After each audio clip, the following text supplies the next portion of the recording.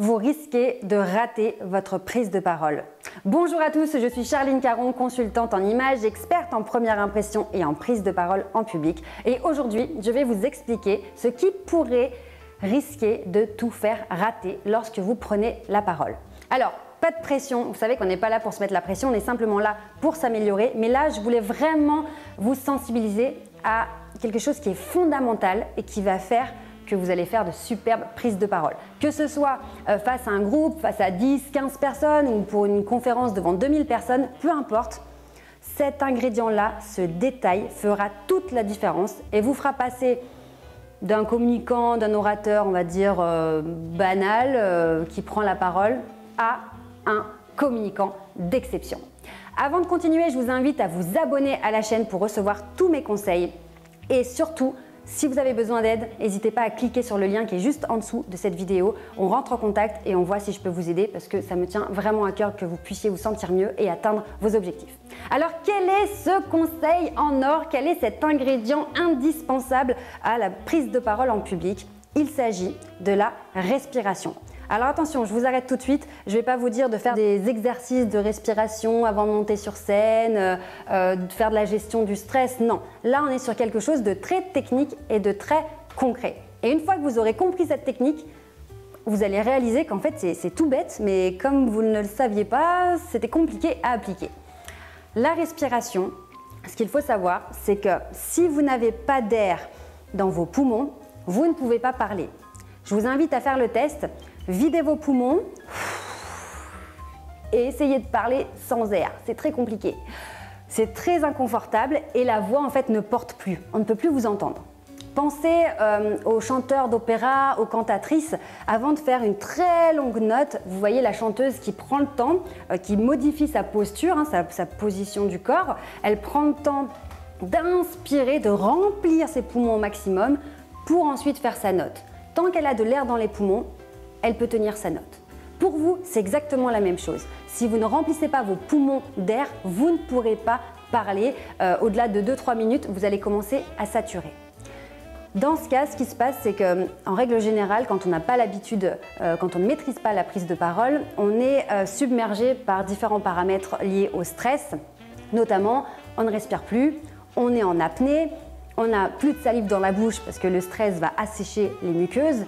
Ce qui va nous donner un état global juste catastrophique et ingérable.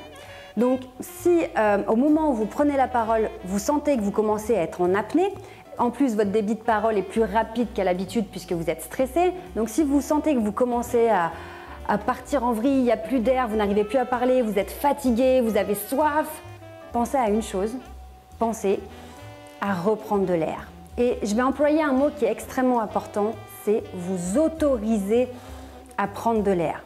Parce que vous savez que sur cette chaîne, dans toutes mes vidéos, je vous parle de l'importance du mindset, l'importance de l'état d'esprit. Et là, votre mindset va avoir un impact sur votre respiration et sur le fait que vous allez vous autoriser ou pas à prendre le temps de prendre de l'air avant de parler. Imaginez que vous ayez peu confiance en vous, vous soyez vraiment stressé, vous n'avez pas confiance en vous, peu d'estime de vous-même, vous vous dites que vous n'êtes pas à la hauteur, syndrome de l'imposteur, est-ce que je mérite ce poste? Est-ce que c'est vraiment moi qui mérite d'animer cette réunion? Est-ce que c'est vraiment moi qui mérite de former ce groupe? Toutes ces questions qui vont venir vous parasiter vont faire que vous allez difficilement vous autoriser à prendre le temps de vous mettre à l'aise et de vous installer dans votre prise de parole et donc vous aurez plus de difficultés à prendre le temps de respirer avant de commencer à parler.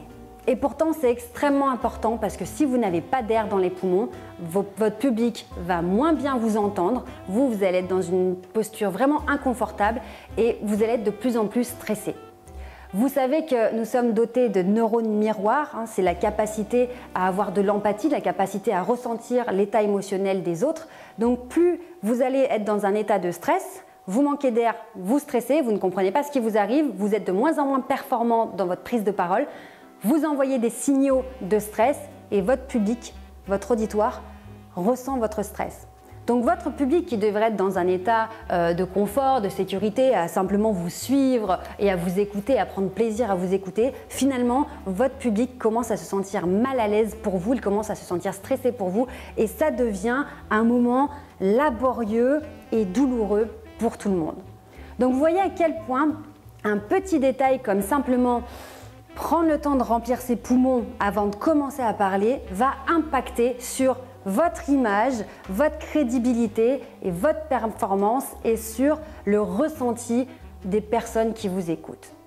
Donc, comme d'habitude, c'est des petits conseils très simples mais extrêmement puissants.